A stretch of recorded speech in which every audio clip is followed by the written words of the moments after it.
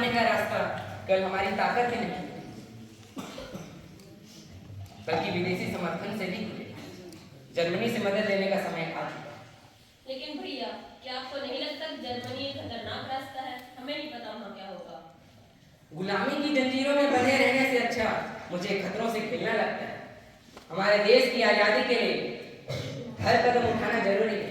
अगर हमें समर्थन नहीं भी मिला तो हमें खुद ही खड़ा होना होगा। सुभाष चंद्र बोस अपने साथियों के साथ जर्मनी की यात्रा के लिए तैयार हो जाते हैं। दृश्य 2, जर्मनी 1941।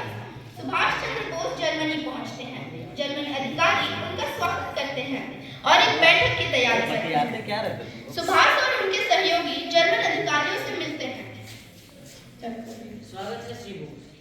हम आपके संघर्ष को समझते हैं और हम आपके साथ हैं। भारत की स्वतंत्रता के लिए हमें आपसे कुछ भी समर्थन मिलता है, हम उसे स्वीकार करते हैं। सुभाष चंद्र बोस और जर्मन अधिकारियों के बीच लंबी बातचीत होती है।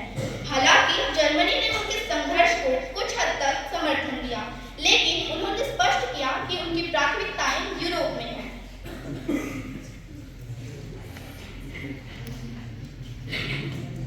दृश्य 3, हिटलर से मुलाकात। Subhash Chandra Bose German chancellor Hitler से मिलने जाते हैं। हिटलर का व्यक्तित्व घातक और क्रूर है। वे जर्मनी और भारत के रिश्ते पर बात करते हैं। मैं आपसे सहमत हूँ श्री बोस, लेकिन यूरोप की स्थिति हमारे लिए अधिक महत्वपूर्ण है। हम भारत की मदद नहीं कर सकते क्योंकि हमारी युद्ध की स्थिति गंभीर है। हिटलर जी, भारत का संघर्ष किसी एक देश का संघर्ष नहीं बल्कि एक पूरे महाद्वीप का संघर्ष। मैं चाहता हूं कि आप भी हमारे पक्ष में खड़े हों।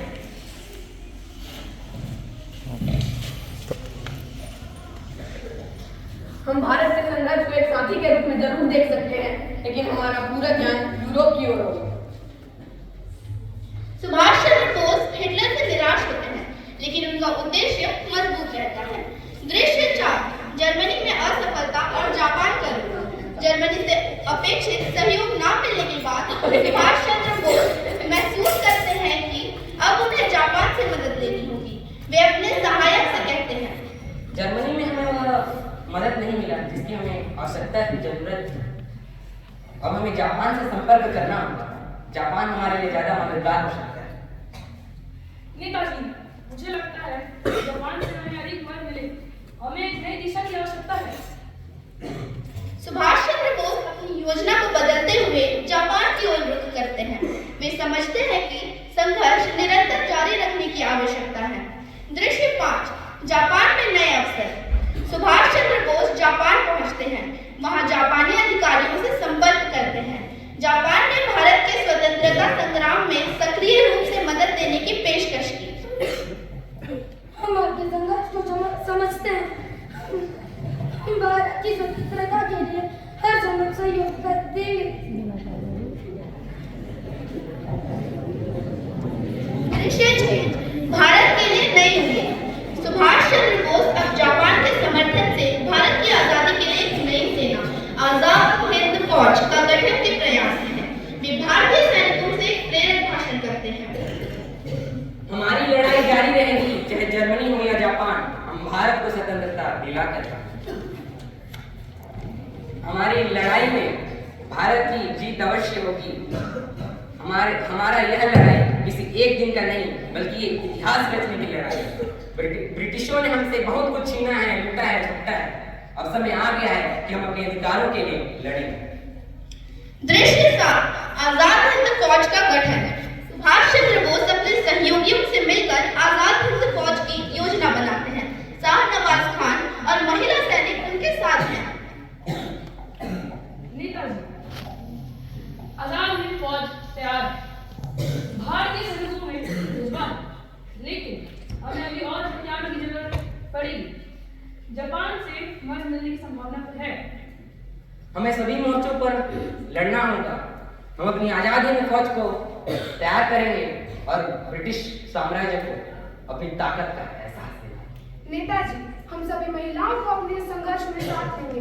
भारतीय माताएं भी अपने बेटों की तरह इस संघर्ष में साथ ले रही हैं।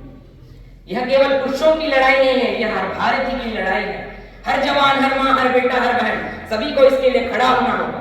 मैं आह्वान करता हूँ, तुम मुझे खून दो, मैं तुम्हें आजादी देता हूँ। दृश्य 8 ब्रिटिश अधिकारी की चुनौती। ब्रिटिश अफसर एक बगीचे में सुभाष चंद्र बोस और उनके साथियों को घेरकर बातें करते हैं। ब्रिटिश अफसर: क्या तुम समझते हो कि तुम ब्रिटिश साम्राज्य को हरा सकते हो? तुम सिर्फ एक सत्ता देखे हो, बोस को हमें कभी नहीं हरा सकते। आपने हमें गुलाम समझा है, हम जाग चुके हैं। हमारे भारत देश की आजादी की लड़ाई में हम अकेला नहीं खड़ा। क्या तुम हमें चुनौती दे रहे हो? एक बात याद रखो बोस, पहले भी तुम्हारे जैसे बहुत आए, वो भी कुछ नहीं देते, तुम भी कुछ नहीं सकते। तुम जिस भी रास्ते पर चलोगे, तुम्हारा अंत यही होगा बोस। हमारे खून की कीमत तुम नहीं समझ सकते ब्रिटिश। हम तुम्हारे सामने सिर झुके बिना लड़ेंगे और इस लड़ाई में एक दिन भारत देश की जीत अवश्य होगी। इस लड़ाई पर मैं अकेला नहीं हूँ, मेरा पूरा भारत देश भी है। दृश्य 9 आम भारतीय नागरिकों का समर्थन। आजाद हिंद फौज के सदस्य देश भर में जाकर आम भारतीय नागरिकों से संपर्क करते हैं। एक दृश्य में एक महिला और एक किसान सुभाष चंद्र बोस के संदेश को सुनने के बाद एकजुट होते हैं। भारतीय: भूमि भारत की, पानी गंगा का, बड़े सौभाग्य से मिलता है ये कफन तिरंगे का। नेताजी, हम आपके साथ हैं। मैं पहले अपने जमीन के लिए, अपने परिवार के लिए लड़ता था, अब मैं इस पूरे देश के लिए लड़ने के लिए तैयार हूँ नेताजी। मैं अब इस पूरे देश के लिए जान भी देने के लिए तैयार हूँ। आप ही ने कहा था नेताजी, तुम मुझे खून दो, मैं तुम्हें आजादी दूंगा। मैं खून देने के लिए तैयार हूँ नेताजी, चाहे कुछ भी हो जाए, हम आजादी लेकर ही रहेंगे। भारत माता की जय।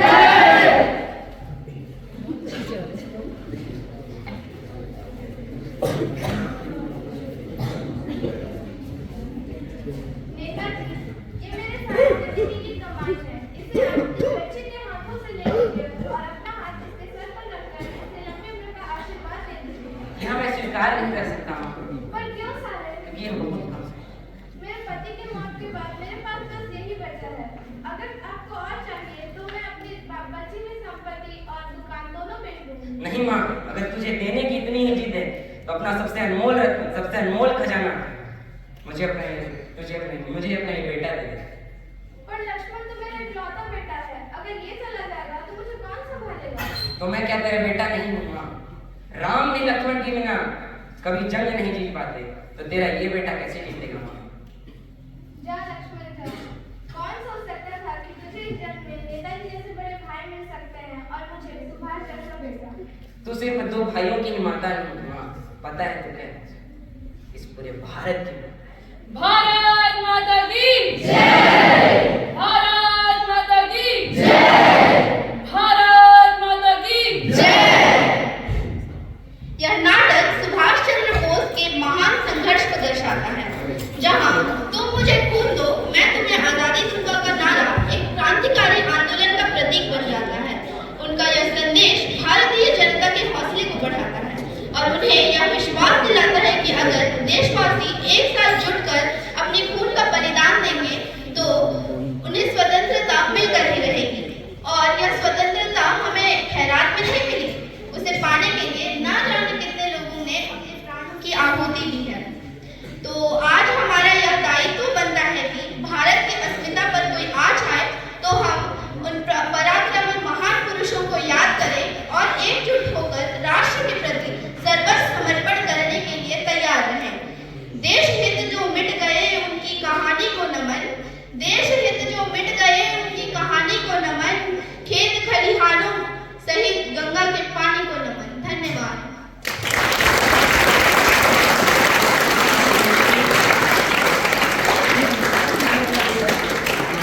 अभी परिचित है, फिर भी जो नहीं